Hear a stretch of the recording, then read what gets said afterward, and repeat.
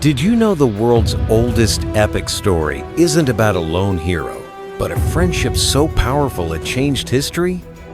Over 4,000 years ago, in the cradle of civilization, two men, Gilgamesh, the god king of Uruk, and Enkidu, a wild man crafted by the gods, clashed as enemies, only to forge a bond that would defy monsters, gods, and even death itself.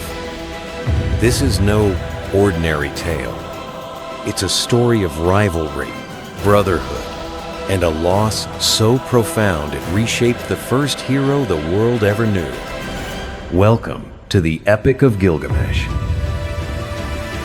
Welcome to Secrets of the Ancients, where ancient mysteries awaken.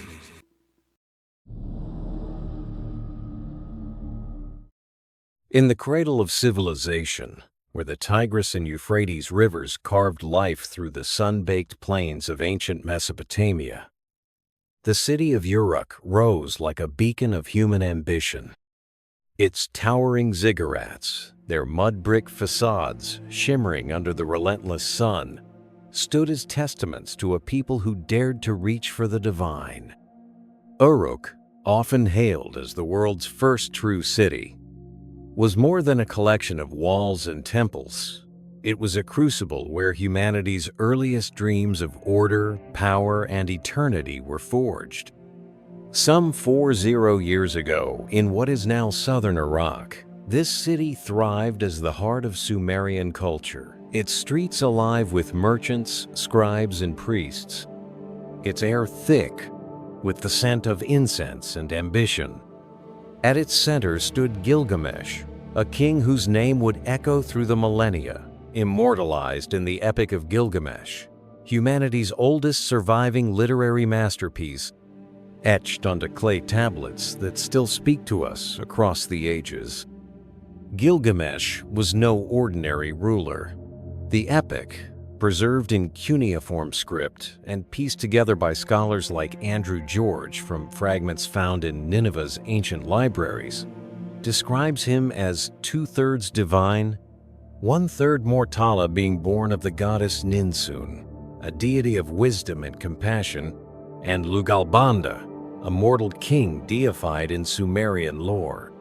His divine lineage endowed him with a physique that seemed sculpted by the gods themselves, broad-shouldered, with eyes that burned with an otherworldly intensity and a strength that could topple walls. Yet, this same divinity fueled a hubris that cast a long shadow over Uruk. Gilgamesh was a paradox, a king whose brilliance built a city of unmatched splendor, but whose arrogance crushed its people's spirits. He demanded relentless tribute labor to expand his walls, loyalty to feed his ego, and, most infamously, the right to claim brides on their wedding nights, a custom that left families trembling in his wake. The epic paints him as a ruler both revered and feared, a demigod whose power was as oppressive as it was awe-inspiring. The people of Uruk, worn down by their king's tyranny, turned their prayers to the heavens, their voices rising like smoke from the altars of the Eanna temple, dedicated to Ishtar, goddess of love and war. Their pleas reached the divine assembly, the Anunnaki, the great gods of Sumer who held sway over the fates of men. Anu, the sky god and father of the pantheon, heard their cries, but it was Aruru, the goddess of creation, who answered with a gesture both profound and primal. In Mesopotamian theology, Aruru was a divine artisan, her hands shaping life from the raw clay of the earth, a power akin to that of Enki in the creation myths of Enki and Ninmah. The epic describes her kneeling by the banks of the Euphrates, her fingers kneading the river's rich silt, imbued with the life-giving waters of the Apsu, the primordial abyss. From this clay, she sculpted Enkidu, a being designed to be Gilgamesh's equal in strength and spirit. Yet his opposite, in essence a wild man, to counter the civilized king's excess. Enkidu emerged from Ururu's hands as a creature of the wilderness, his body cloaked in shaggy hair, his movements fluid and untamed, like the gazelles that shared his step. The epic portrays him as a figure of pure instinct, his eyes alight with the fire of the natural world, his strength rivaling that of the lions he wrestled for sport. He roamed the highlands of ancient Iraq, drinking from streams alongside wild asses, his presence a living rebuke to Uruk's ordered tyranny. Enkidu was not merely a man, but a divine experiment, crafted to challenge Gilgamesh's dominion and restore balance to a city groaning under its king's weight. The Sumerians, whose worldview was steeped in the tension between order and chaos, saw Enkidu as a manifestation of the wild, a necessary counterpoint to the urban splendor of Uruk. His creation was not a whim but a deliberate act, reflecting the Mesopotamian belief that no force, not even a demigod, could stand alone without opposition. The wilderness, however, was not destined to remain untouched by civilization's reach. A trapper, whose livelihood depended on the bounty of the steppe, encountered Enkidu near a watering hole where the wild man's presence disrupted his work. Enkidu freed animals from snares, scattered herds, and moved with a grace that unnerved the trapper, who saw in him a force beyond human reckoning. The epic describes the trapper's fear with vivid detail, his hands trembling as he recounted the tale to his father, who advised him to seek aid in Uruk. The journey to the city was a descent into the heart of Gilgamesh's domain, where the trapper stood before the king, his voice quivering as he described the wild man who rivaled the gods in strength. Gilgamesh, his curiosity piqued, saw in this tale not a threat, but an opportunity, a chance to test his own power against a divine creation. Rather than meet Enkidu with force, Gilgamesh chose a subtler path, one steeped in the rituals of Mesopotamian religion. He summoned Shamhat, a priestess of the Eanna temple, a natitude dedicated to Ishtar, whose sacred role bridged the human and divine. Shamhat was no ordinary woman. She was a conduit of divine power, her beauty and wisdom honed through years of ritual practice. The epic describes her with reverence, her presence a blend of sensuality and sanctity, her mission to tame the wild man through a sacred act of union. Gilgamesh's decision to send Shamhat was not merely pragmatic, but symbolic, reflecting the Sumerian belief in the transformative power of human connection. In Mesopotamian thought, the act of love was not profane, but sacred, a ritual that could draw the divine into the mortal realm, as seen in texts like the sacred marriage rite, where kings united with priestesses to ensure the land's fertility. Shamhat's journey to the wilderness was a pilgrimage into the unknown, a deliberate act of cultural alchemy. The epic describes her encounter with Enkidu with a poetic intimacy that transcends mere physicality. For 6 days and 7 nights, they lay together by the watering hole, their union a rite that wove Enkidu into the fabric of humanity. This was not seduction but transformation, a Mesopotamian metaphor for the civilizing power of connection. When Enkidu rose, his body was cleansed, his hair trimmed, his wildness tempered by the knowledge of human ways. The epic captures the cost of this change with haunting clarity. The animals that once ran with him now fled, sensing his newfound humanity. Enkidu wept for his lost freedom, his tears a lament for the wilderness he could no longer claim. Yet, Shamhat's words kindled a new fire within him. She spoke of Uruk, of its splendor and its suffering, and of Gilgamesh, the king whose tyranny demanded a reckoning. Enkidu's heart stirred, his grief giving way to resolve. He would confront Gilgamesh and challenge the oppression that bound Uruk's people. This moment is pivotal, not only for Enkidu but for the epic's broader narrative.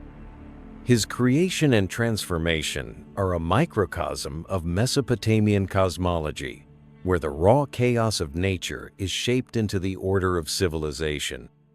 Enkidu's journey from clay to consciousness echoes the Sumerian creation myths, where gods like Enki and Aruru mold humanity from the earth's primal substance. His loss of the wilderness is a poignant reminder of the sacrifices demanded by civilization, a theme that resonates in texts like the Enema Elish, where order is carved from chaos at great cost. Enkidu's resolve to face Gilgamesh is not just a personal quest, but a divine mandate, the fulfillment of Aruru's intent to balance the king's hubris with an equal force. Enkidu's journey to Uruk was a march of destiny, his steps guided by a burning need to confront the king whose name was both a beacon of glory and a curse of oppression.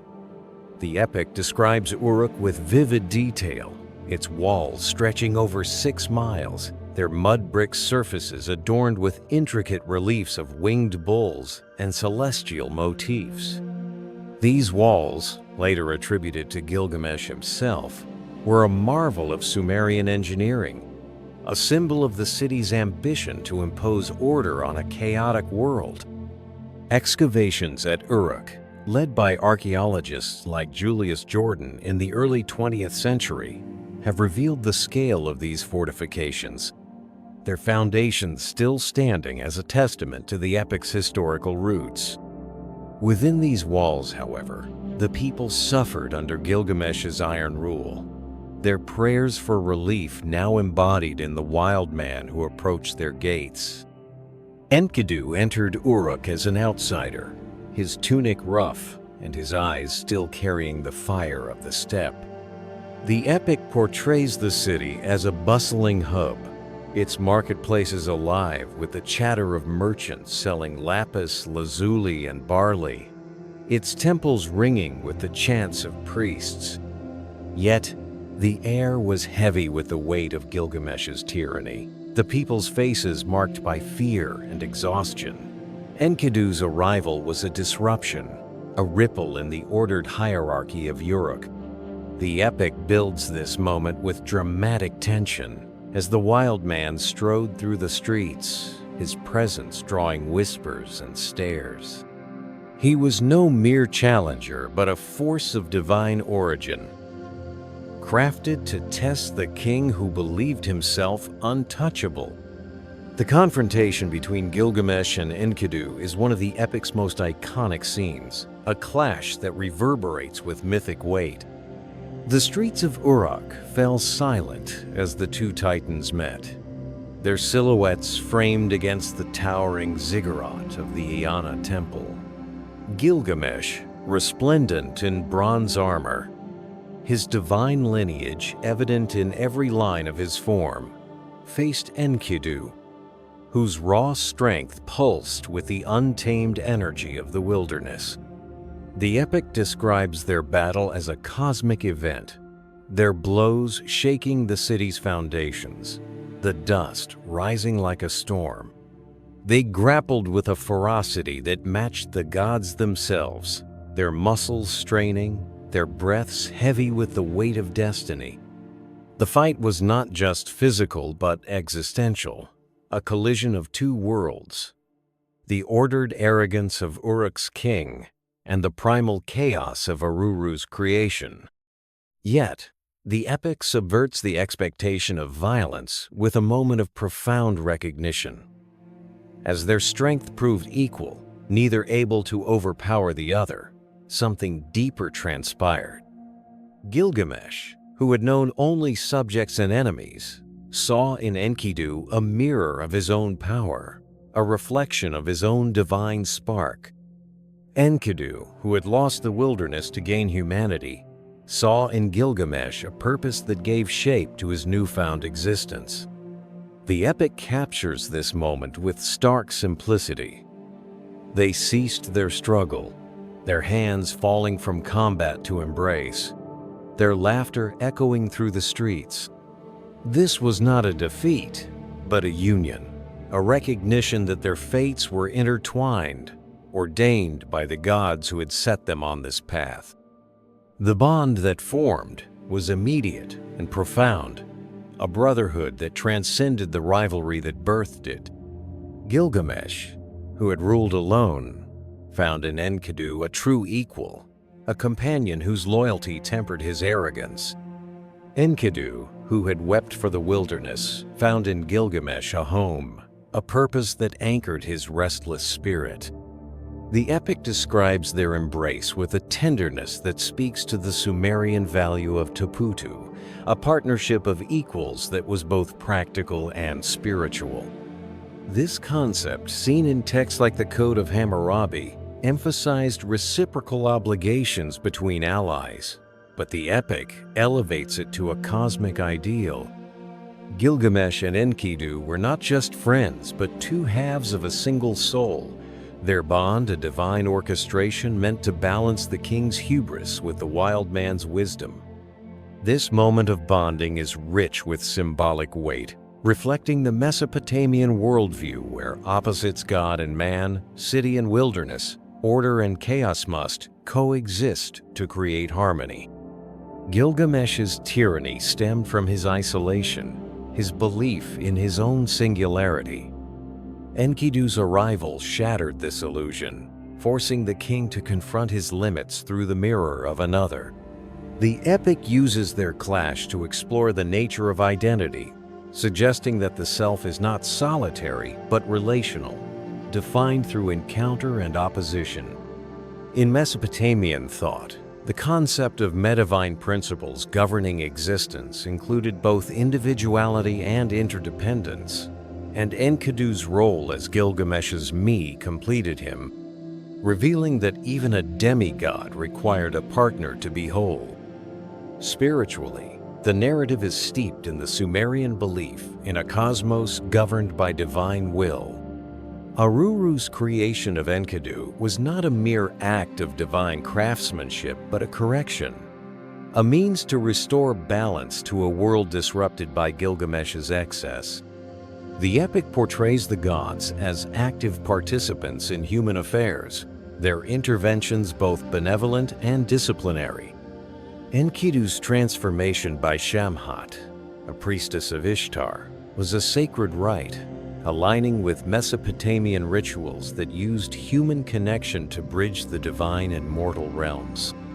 The confrontation in Uruk, though a mortal act, carried the weight of divine intent, as if the gods themselves watched from the heavens, their hands guiding the outcome. The meeting of Gilgamesh and Enkidu is thus a narrative of transformation, not just for the characters, but for the city they inhabit. Their bond, forged in the dust of Uruk's streets, set the stage for the trials to come, where their brotherhood would be tested by monsters, gods, and the shadow of mortality. The epic's power lies in its ability to weave this moment into a larger tapestry, where human ambition, divine will, and the search for meaning collide. As Gilgamesh and Enkidu stood together, their laughter echoing through the city, they were no longer rivals but brothers, their destinies intertwined in a story that would resonate through the ages, a testament to the enduring power of connection in the face of a vast and unforgiving world.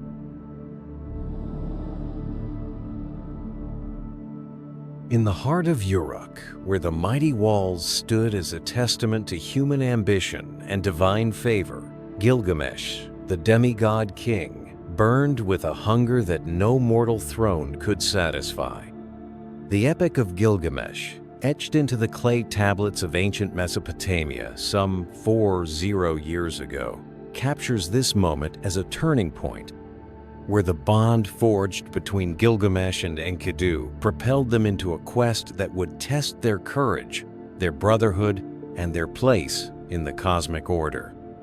Gilgamesh, born of the goddess Ninsun and the mortal king Lugalbanda, was 2/3 divine, his blood pulsing with a restless need for immortality, not of the body, but of the name, a legacy that would echo through the ages.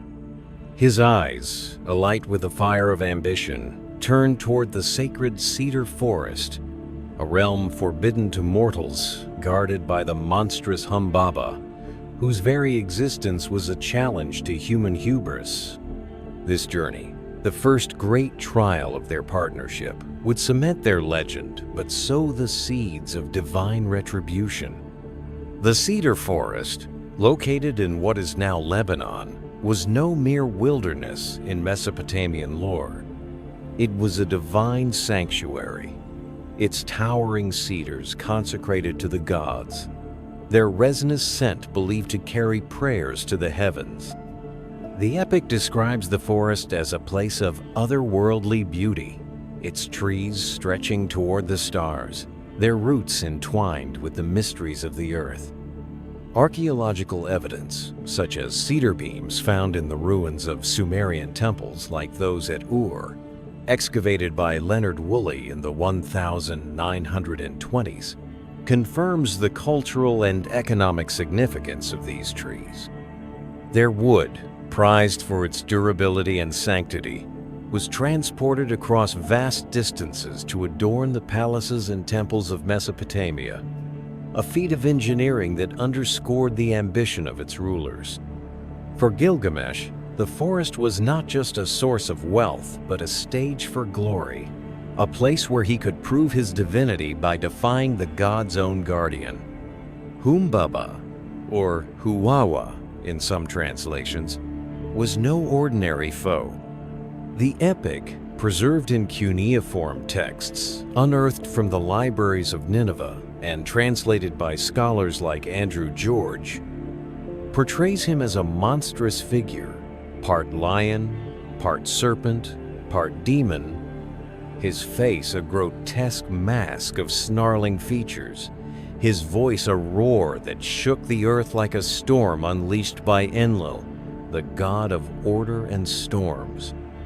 Humbaba was not a mere beast, but a divine enforcer, tasked by Enlil to protect the forest's sanctity. His presence was a reminder of the Mesopotamian belief in a cosmos governed by me, the divine principles that maintained harmony between heaven and earth. To challenge Humbaba was to challenge the gods themselves, an act of audacity that only a king like Gilgamesh, whose divine lineage emboldened his pride, would dare to contemplate. Standing before his court in Uruk, Gilgamesh declared his intent to slay Humbaba and claim the cedars for his city. The epic captures this moment with vivid intensity. His bronze armor gleamed under torchlight, his voice resonant with the certainty of a man who believed himself invincible. The elders of Uruk, their faces etched with the wisdom of years, urged caution, their warnings rooted in the Sumerian reverence for divine boundaries. The forest was sacred, its guardian a force beyond mortal reckoning, and to violate it risked the wrath of Enlil and the Anunnaki, the great gods who presided over human fate.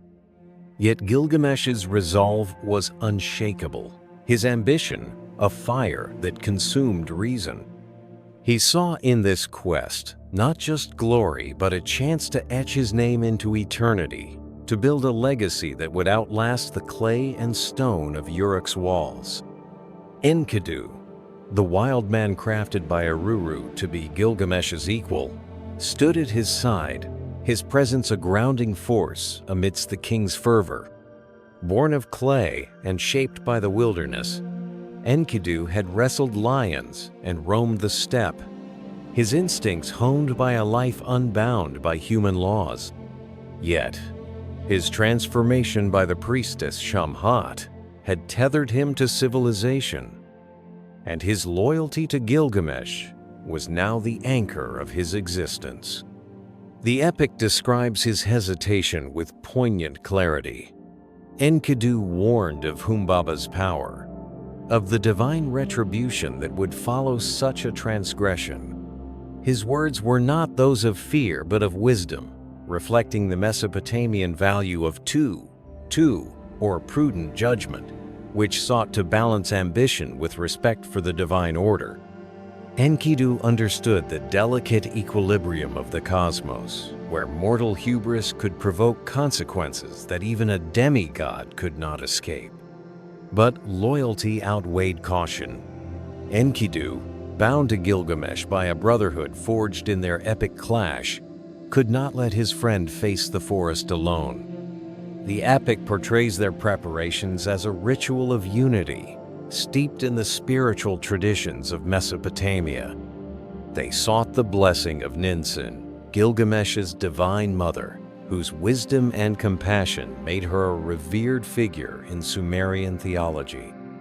In the Eanna temple, dedicated to Ishtar, Ninsun performed sacred rites, her prayers rising like incense to Shamash, the sun god and patron of justice. The epic describes her anointing Enkidu as her adopted son, a divine act that bound him to Gilgamesh not just by oath but by sacred kinship. This moment, preserved in the standard Babylonian version of the epic, underscores the spiritual weight of their partnership, a bond that transcended mortal ties and aligned with the Sumerian concept of Taputu, a partnership of equals that was both practical and sacred. The journey to the Cedar Forest was a descent into a realm where mortal laws held no sway. The epic paints their trek with vivid imagery. Gilgamesh and Enkidu crossed rugged mountains, their footsteps echoing through desolate gorges, their silhouettes dwarfed by the vastness of the landscape.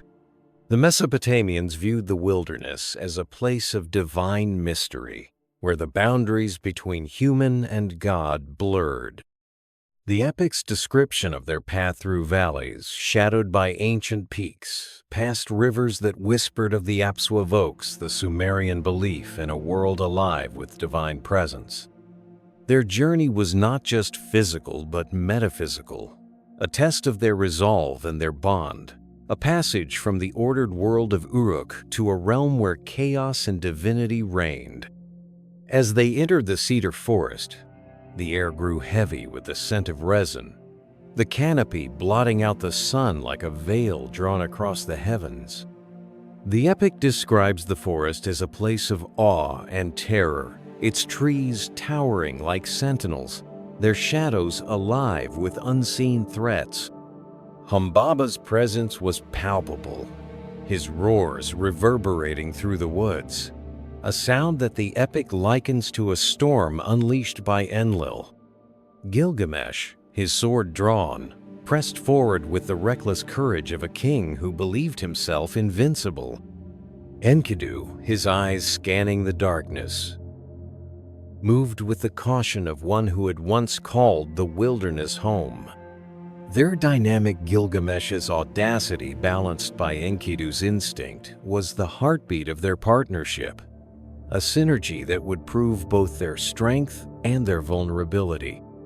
The confrontation with Humbaba was a clash of titans, a battle that shook the roots of the forest. The epic portrays Humbaba as a creature of divine terror, his face a snarling mask, his breath a fire that scorched the earth. Yet, he was not merely a monster, but a guardian, a servant of Enlil tasked with preserving the sacred order. Gilgamesh and Enkidu, armed with swords and axes forged in Uruk's forges, faced him with a courage born of their bond. The epic recounts how Shamash, answering Ninsun's prayers, sent 13 winds to blind Humbaba, weakening his defenses. This divine intervention reflects the Mesopotamian belief that no mortal victory was possible without the god's favor, a theme echoed in texts like the Lugali, where the hero Ninurta battles chaos with divine aid. The battle was a whirlwind of steel and fury, the forest trembling as the heroes struck. Gilgamesh, his movements precise and regal, targeted Humbaba's weaknesses, While Enkidu fought with the ferocity of the wild, his blows instinctive and unrelenting. The epic lingers on the moment when Humbaba, brought to his knees, pleaded for mercy, offering to serve Gilgamesh as a vassal. Yet Gilgamesh, driven by his quest for glory, delivered the final blow, severing the monster's head. The cedars shuddered as Humbaba fell, their sacred boughs now vulnerable to the axes of Uruk. The heroes felled the trees, their wood destined for the temples and palaces of their city, a tangible symbol of their triumph. This victory, however, was not without consequence. The epic hints at the unease that followed, as Enkidu's warnings proved prescient. The slaying of Humbaba was a transgression, a violation of the divine order that protected the forest. The gods, their eyes fixed on the mortal world, took note of this hubris, their judgment a shadow looming over the hero's triumph. Yet, in the moment, Gilgamesh and Enkidu stood victorious, their laughter echoing through the forest, their bond forged anew in the crucible of battle. The epic captures their camaraderie with a poignant simplicity. They return to Uruk as heroes, their names celebrated, their brotherhood unbreakable. But the seeds of tragedy had been sown, their victory a spark that would ignite divine retribution. Back in Uruk, the city pulsed with the tales of Gilgamesh and Enkidu's triumph over Humbaba. The cedars from the forest adorned the Eona temple, their scent mingling with the incense of offerings to Ishtar, the goddess of love and war. Gilgamesh, now a legend in his own time, stood at the height of his power, his divine lineage shining through his every action. His fame, however, drew the attention of Ishtar herself, a deity whose beauty was matched only by her volatility. The epic describes her descent from the heavens, her form radiant with divine allure, as she offered herself to Gilgamesh as a consort, promising riches and power beyond mortal dreams. Her words were a siren's call, laced with the promise of divine union, a temptation that echoed the sacred marriage rites of Sumerian kings, where rulers united with priestesses to ensure the land's fertility. Gilgamesh's response was a study in audacity, a defiance that would reverberate through the heavens. Standing in the shadow of the Eona temple, he rejected Ishtar with a scorn that cut like a blade. The epic records his words with biting precision. He mocked her fickle heart, recounting her history of lovers Dumuzi, the shepherd god, abandoned to the underworld. Ishulanu, a mortal gardener turned to a mole for spurning her advances. Gilgamesh's refusal was not just personal but cosmic, a challenge to the goddess's authority. In Mesopotamian theology, Ishtar was a force of both creation and destruction, her dual nature embodying the cycle of life and death. To defy her was to court chaos, a fact that Enkidu, standing silently at Gilgamesh's side, understood with the instinct of one who had once lived beyond the laws of men. Ishtar's wrath was immediate and apocalyptic. Ascending to the heavens, she petitioned her father, Anu, the sky god and patriarch of the Anunnaki. The epic describes her plea with a fiery intensity, her voice trembling with rage as she demanded the release of the Bull of Heaven, a divine beast whose power could level cities. The bull, a cosmic force in Mesopotamian mythology, was no mere creature but a manifestation of divine will, its hooves causing earthquakes, its breath a storm of destruction. Anu, wary of the consequences, initially resisted, warning that the bull's rampage would bring famine to the land, a nod to the Sumerian fear of ecological imbalance documented in texts like the Atrahasis. But Ishtar's fury was unrelenting, and she threatened to raise the dead from the underworld, a chilling reference to her descent to the realm of Ereshkigal in the myth Ishtar's descent to the underworld. Anu relented, and the Bull of Heaven descended upon Uruk, its arrival heralded by tremors that cracked the city's walls. The streets of Uruk became a battlefield, the air thick with dust and terror. The epic paints a vivid picture of the chaos. Men and women fled as the bull's hooves tore through the earth, opening chasms that swallowed hundreds. Gilgamesh and Enkidu, their bond now a seamless partnership, faced the beast with a courage that defied its divine origin. The epic describes their teamwork with a poetic intensity. Gilgamesh, the strategist, targeted the bull's flanks, his movements precise and regal, while Enkidu, the wild warrior, grappled with its horns, his strength anchoring their assault.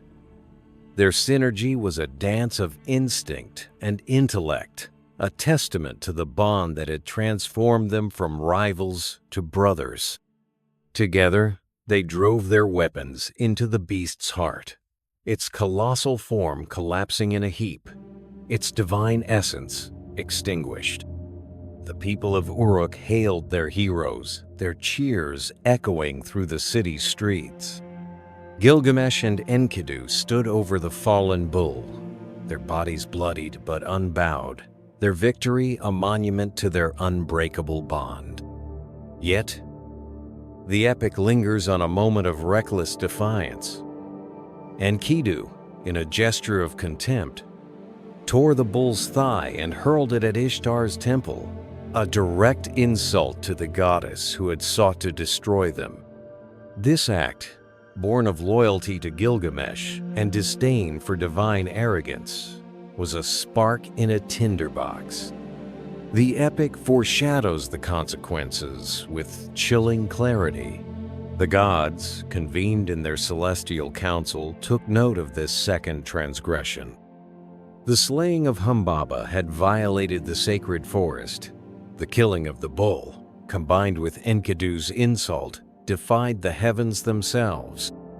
The hero's triumph was monumental, but it carried the weight of divine judgment, a shadow that would soon engulf them. The narrative of the Bull of Heaven is a masterstroke of the epic's storytelling, a crescendo of heroism that sets the stage for the tragedy to come. Gilgamesh and Enkidu, bound by a brotherhood that defied gods and monsters, stood at the peak of their glory, their names sung by the people of Uruk.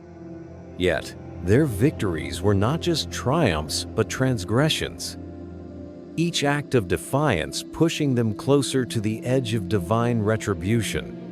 The epic weaves this moment with a profound awareness of the human condition, where ambition and loyalty collide with the immutable laws of the cosmos. Gilgamesh's rejection of Ishtar and Enkidu's insult to her temple were not just acts of courage but of hubris, a challenge to the divine order that would demand a reckoning. Their bond, the heart of their strength, would soon become the source of their greatest sorrow, a testament to the fragile beauty of human connection in a world governed by gods.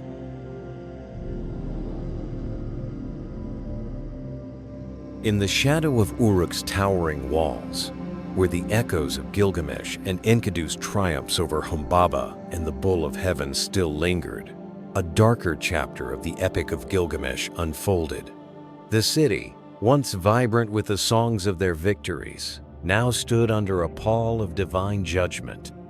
The epic, inscribed on cuneiform tablets unearthed from the ancient libraries of Nineveh, marks this moment as the narrative's tragic pivot, where the exuberance of heroism gave way to the crushing weight of consequence.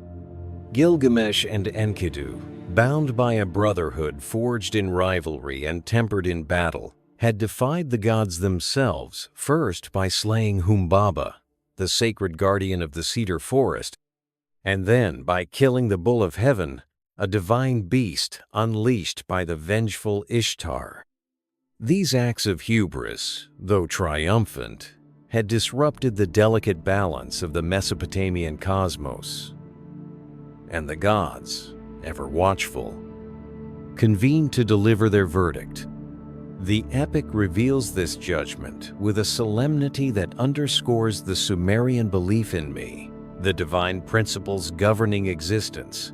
One of the heroes must die, and the choice fell upon Enkidu, the wild man turned brother, whose loyalty had made him complicit in their transgressions. The divine council, presided over by Anu, the sky god, and Enlil, the lord of storms and order, was a celestial tribunal. Its deliberations etched in the epic with a gravity that reflects the Mesopotamian view of cosmic justice. The gods were not capricious tyrants, but enforcers of a sacred order, their authority rooted in the Anunnaki, the pantheon that shaped the fates of men. Humbaba, a servant of Enlil, had been tasked with guarding the Cedar Forest, a divine sanctuary whose cedars were sacred to the gods. The Bull of Heaven, a manifestation of Anu's power, was a test of mortal humility, its destruction a direct affront to divine sovereignty. Enkidu's final act of hurling the bull's thigh at Ishtar's temple, a gesture of defiance born of loyalty to Gilgamesh, had sealed their fate. The epic portrays the god's decision with chilling clarity. Enkidu, crafted by Uruk to balance Gilgamesh's hubris, would bear the punishment, his mortality. A stark reminder that even those touched by divine purpose could not escape the limits of human existence. Enkidu's fall began not with a wound of battle, but with a creeping, insidious affliction, a divine curse that sapped the vitality that had once defined him. The epic describes him wasting away on a bed of woven reeds in a dimly lit chamber, his once powerful frame reduced to a frail shadow, his shaggy hair matted with sweat, his eyes dimming with the weight of impending death. This was no ordinary illness, but a divine retribution, a wasting sickness that struck at the core of his being. In Mesopotamian thought, illness was often seen as a manifestation of divine displeasure, a punishment for specific transgressions. Cuneiform texts like the Diagnostic Handbook of Esagil Kin Apli, a Babylonian compendium of medical omens, catalog symptoms as signs of supernatural judgment, and Enkidu's fever, weakness, and visions aligned with this belief. His suffering was not merely physical but existential, a confrontation with the fragility of the humanity he had only recently embraced through Shamhat's sacred rite. As Enkidu lay dying, his mind was haunted by visions of Kur, the Mesopotamian underworld, a realm of eternal twilight ruled by Ereshkigal, the queen of the dead. The epic devotes vivid passages to these dreams, painting a bleak picture of a subterranean domain where heroes and kings were stripped of their glory. Kur was no paradise, but a place of dust and shadows, its inhabitants clad in feathers like birds, their sustenance the clay of the earth. Ereshkigal, a goddess both feared and revered, presided over this realm with an implacable authority, her presence a reminder that death was the ultimate equalizer. The epic's description of Kur draws on Sumerian funerary texts, such as Ishtar's descent to the underworld, where the living confront the inevitability of their fate. Enkidu's visions were prophetic, their imagery haunting. Skeletal figures moved through a gray haze, their voices silenced, their deeds forgotten.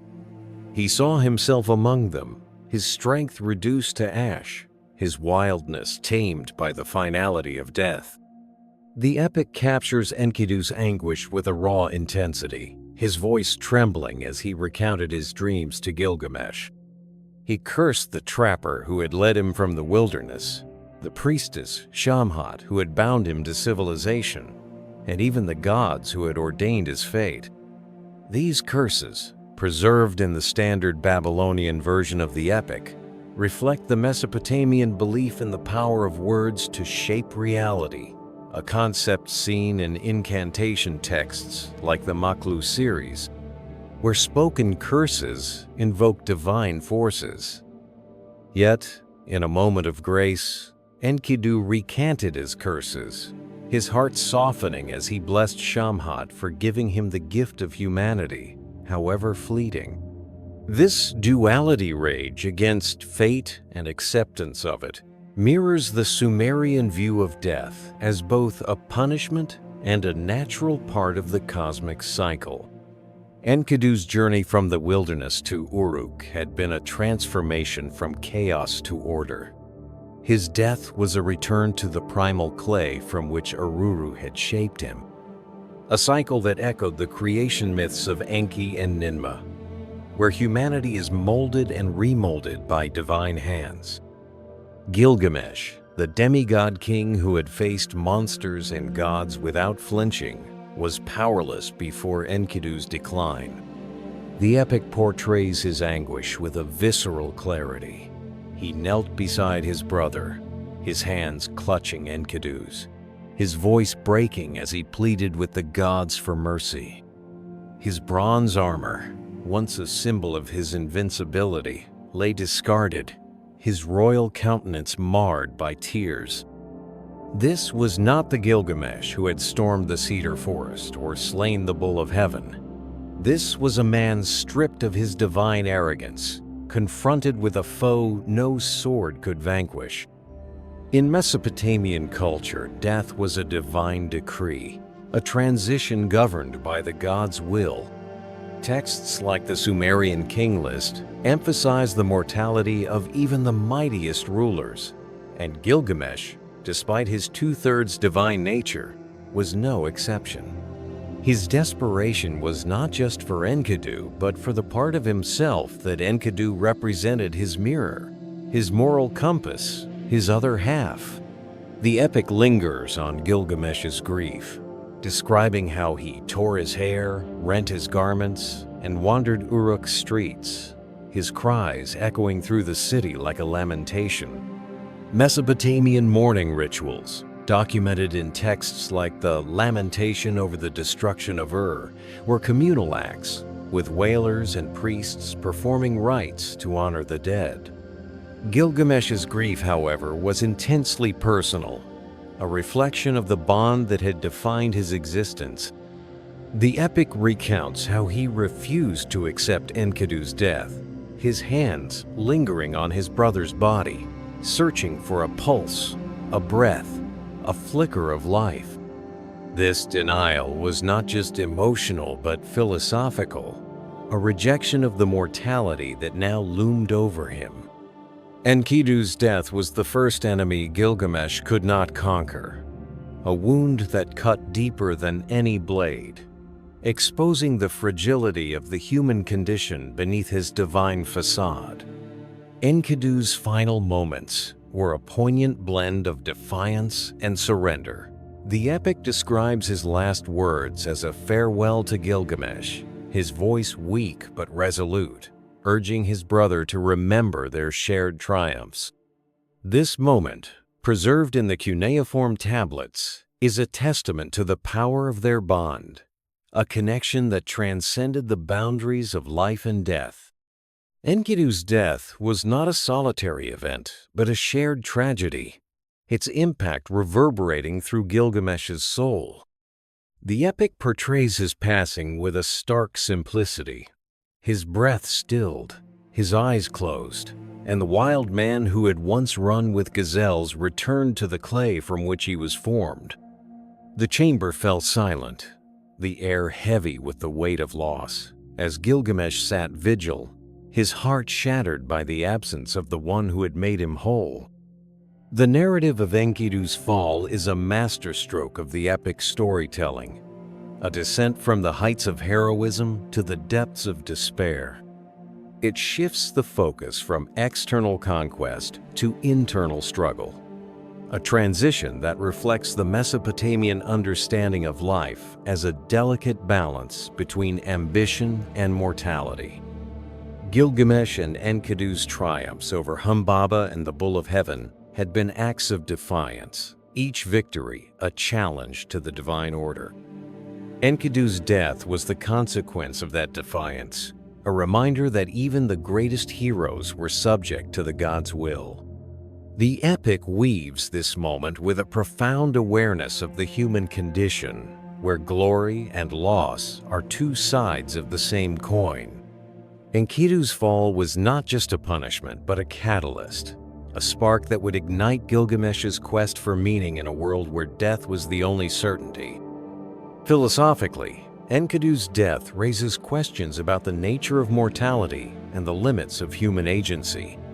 The epic suggests that true heroism lies not in defying death, but in confronting it, a theme that resonates with the Sumerian concept of tutu, or prudent judgment, which valued wisdom over hubris.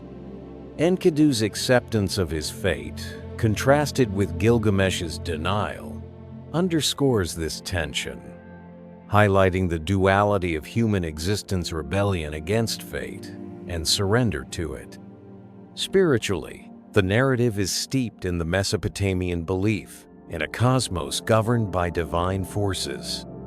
Ereshkigal's underworld, with its bleak imagery of dust and feathers, was a place of finality, yet it was also a realm of divine order, where the gods' decrees were fulfilled.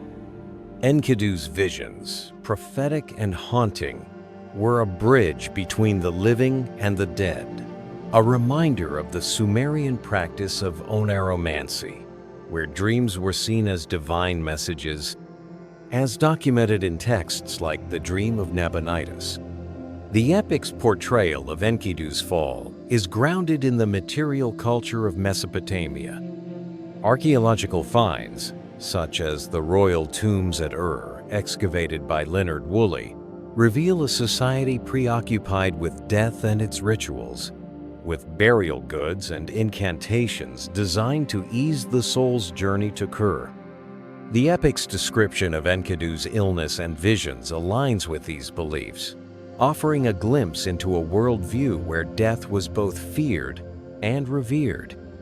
Gilgamesh's mourning, with its raw physicality, mirrors the communal lamentations of Sumerian cities where loss was a shared burden. Yet, his grief was uniquely personal, a reflection of the Tapatooth sacred partnership that had bound him to Enkidu. This bond, described with a tenderness that borders on the sacred, was the heart of the epic. Its loss, the catalyst for Gilgamesh's transformation. Enkidu's death is thus more than a tragedy. It is a mirror held up to the human soul, reflecting the fragility of life and the power of connection. The epic uses this moment to strip Gilgamesh of his illusions, forcing him to confront the reality of mortality in a way that no battle could. For the Mesopotamians, this was not a story of defeat but of reckoning, a reminder that even the mightiest heroes must bow to the divine order. Enkidu's fall, preserved in the clay tablets of ancient scribes, is a testament to the enduring power of their bond, a spark that would propel Gilgamesh into the existential quest that defines the epic's final act. As the chamber grew still, the weight of loss settled over Uruk, a city that had lost not just a hero, but the balance he brought to its king.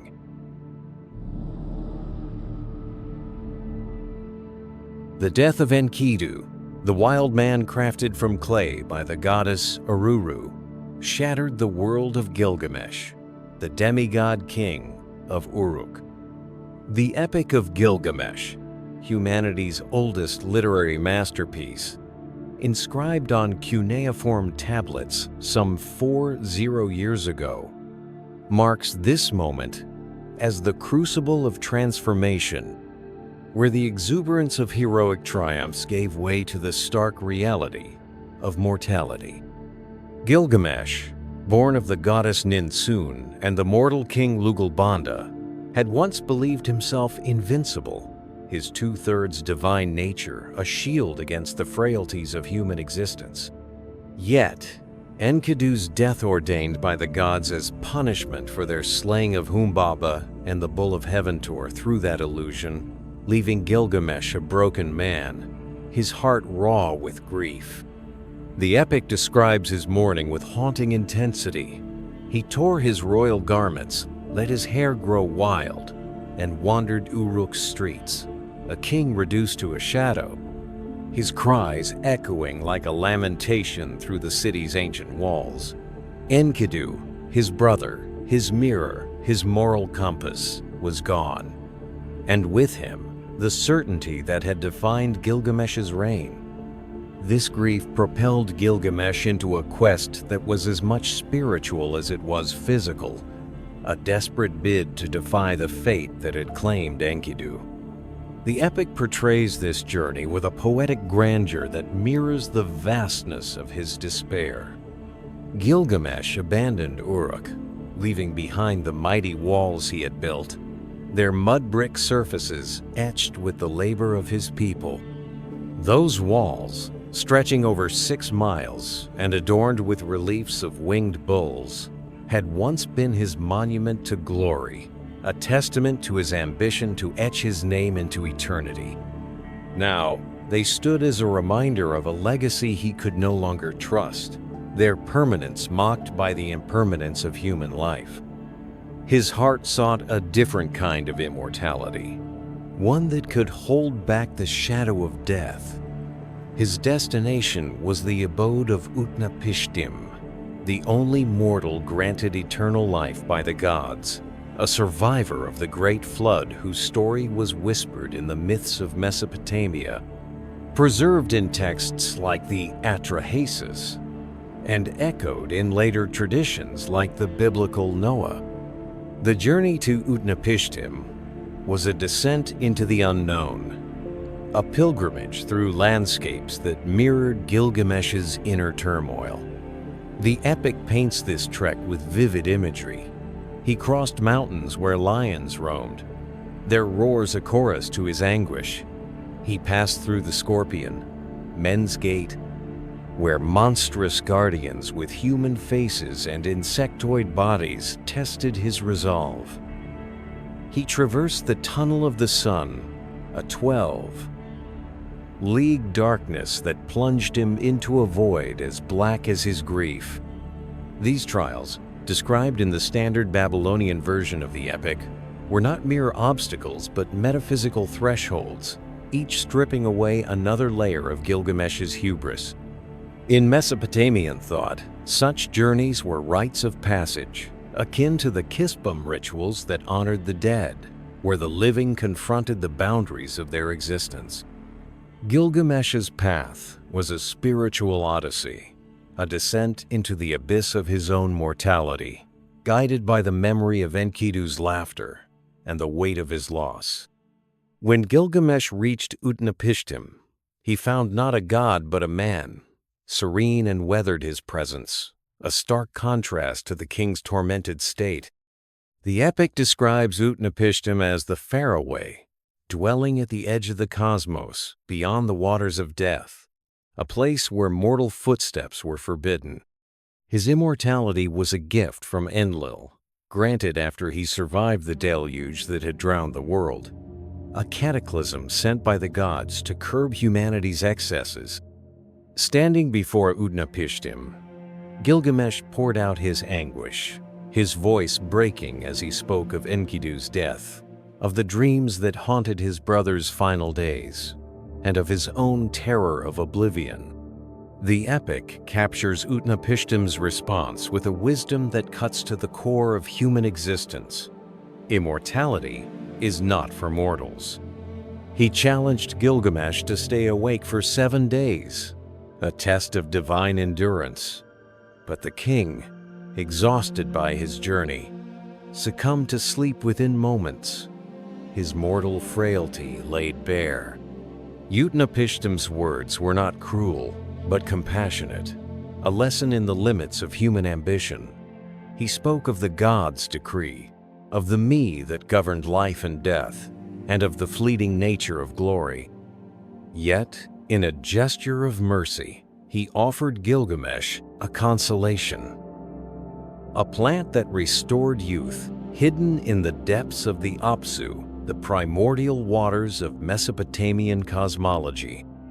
The epic describes Gilgamesh's descent into the abyss with a desperate intensity, his hands bleeding as he grasped the thorny plant, its promise of rejuvenation a flicker of hope in his darkened heart. But fate, ever capricious, intervened. As Gilgamesh bathed in a stream, a serpent, sensing the plant's power, stole it, slithering away with the gift of eternal youth. The epic lingers on this moment, Gilgamesh's tears falling into the dust, his last hope of defying death slipping through his fingers like sand. This loss, however, was not the end, but a beginning. The epic describes Gilgamesh's return to Uruk with a transformed heart, his eyes no longer fixed on the horizon of immortality, but on the city before him. He stood before Uruk's walls, their bricks, a testament to his reign, and saw them not as monuments to his glory, but as a legacy that would outlive him. The epic's final tablet, often considered a later addition, emphasizes this shift. Gilgamesh, once driven by the pursuit of fame, now embraced his role as a king who built for others, whose stories would endure in the songs of scribes and the hearts of his people. Enkidu's death had taught him that immortality was not a gift of the body, but of the name, carried forward by the community he served. The epic portrays him recounting his deeds to Uruk's people, his voice no longer one of arrogance but of humility, a king humbled by loss and enriched by wisdom. This transformation is the heart of the epic's narrative arc, a journey from hubris to acceptance that resonates with the Mesopotamian worldview. The Sumerians believed that human life was a gift from the gods, bound by limits that even kings could not escape. Gilgamesh's quest, though futile in its original aim, was a spiritual awakening, a recognition that meaning lies not in defying death, but in living fully within its shadow. His bond with Enkidu, though severed by mortality, remained the anchor of his transformation, a reminder that love and loss are the twin forces that shape the human soul. The epic closes this chapter with Gilgamesh standing before his city, his gaze steady, his heart reconciled to the truth that his legacy Uruk's walls, his stories, and the memory of Enkidu would be his eternity. The Epic of Gilgamesh, preserved on cuneiform tablets from the libraries of Nineveh and other ancient Mesopotamian sites, is humanity's oldest literary masterpiece, a work that transcends its origins to speak to the universal human experience. Compiled by scribes like Sinlaki-Unnini in the first millennium BCE, the epic weaves older Sumerian tales into a cohesive Akkadian narrative, its verses etched into clay with a precision that reflects the Mesopotamian reverence for storytelling as a form of immortality. Excavations at Uruk, led by archaeologists like Julius Jordan in the early 20th century, have unearthed the city's massive walls, ziggurats, and cuneiform archives, grounding the epic in a historical reality that lends it an authenticity unmatched by later epics. The Iana Temple, dedicated to Ishtar, was a hub of religious and economic life, its clay tablets documenting rituals and trade that echo the epic's descriptions. These findings, first brought to light by Austin Henry Layard's 19th century excavations, reveal a civilization that saw itself as a bridge between the human and divine, a theme that permeates the epic's exploration of mortality, friendship, and legacy. Theologically, the epic reflects the Mesopotamian belief in a cosmos governed by divine order, where gods like Anu, Enlil, Shamash, and Ereshkigal shaped human destiny with a balance of benevolence and discipline. Gilgamesh's quest for immortality, sparked by Enkidu's death, is a direct challenge to this order, a defiance of the Methe divine principles that defined mortal limits. Utnapishtim's role as the sole immortal mortal underscores the rarity of divine favor, a concept seen in myths like the Atrahasis, where the gods impose boundaries on humanity's ambitions. The theft of the plant of youth by a serpent may echo Sumerian myths of lost paradise, a motif that resonates in later traditions like the biblical Garden of Eden. This interplay of myth and history positions the epic as a theological meditation, exploring the tension between human aspiration and divine will, a theme that defined Mesopotamian spirituality. Philosophically, Gilgamesh's transformation is a proto-existential journey, a reckoning with the absurdity of mortality in a world governed by gods. Scholars like Thorkild Jacobson describe the epic as a philosophical text, grappling with questions of meaning that anticipate modern existential thought. Gilgamesh's failure to achieve immortality is not a defeat, but a revelation, a recognition that meaning lies in legacy rather than longevity. This insight aligns with the Sumerian concept of Sharam, the ideal of kingship as a responsibility to build for the future, seen in texts like the Sumerian King List, which chronicles rulers whose deeds outlived their reigns. Gilgamesh's return to Uruk, his acceptance of his mortal role, mirrors contemporary reflections on purpose, where individuals create meaning through action and connection in the face of inevitable death. Spiritually, the epic is steeped in the Mesopotamian view of the soul's journey, where death was a transition to Kur, the underworld ruled by Ereshkigal. Rituals like Kispum, where offerings were made to the dead, reflect a belief in maintaining ties with the deceased, a practice echoed in Gilgamesh's mourning for Enkidu. His quest for immortality is a spiritual rebellion, a refusal to accept the divine order, yet his ultimate acceptance of mortality is a form of spiritual maturity, a recognition that human life is a gift to be cherished.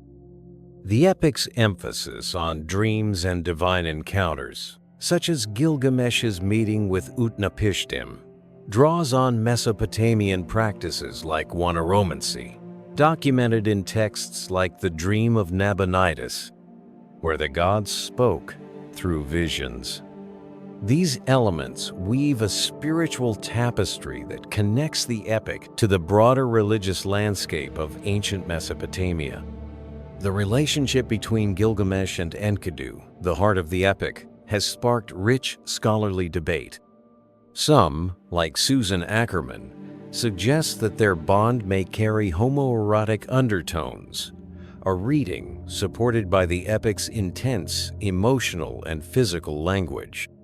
In Mesopotamian culture, deep male friendships were celebrated as expressions of taputu, a partnership of equals that transcended modern categories, as seen in texts like the Code of Hammurabi, which emphasize reciprocal obligations.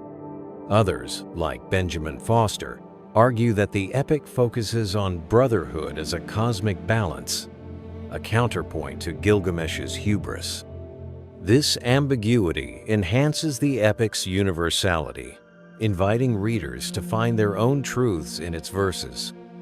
The bond, whether fraternal or romantic, is a testament to the transformative power of connection, a theme that resonates across cultures and eras.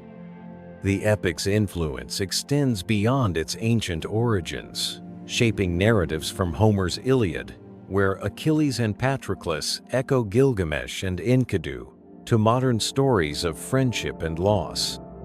Its preservation on clay tablets, meticulously inscribed by scribes, reflects the Mesopotamian commitment to storytelling as a form of immortality, a legacy that Gilgamesh himself came to embrace.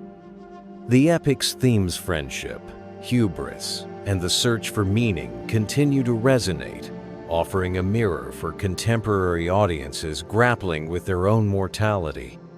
Scholars like Andrew George and Stephanie Dalley have illuminated its layers, revealing a text that is both a historical artifact and a timeless meditation on the human condition.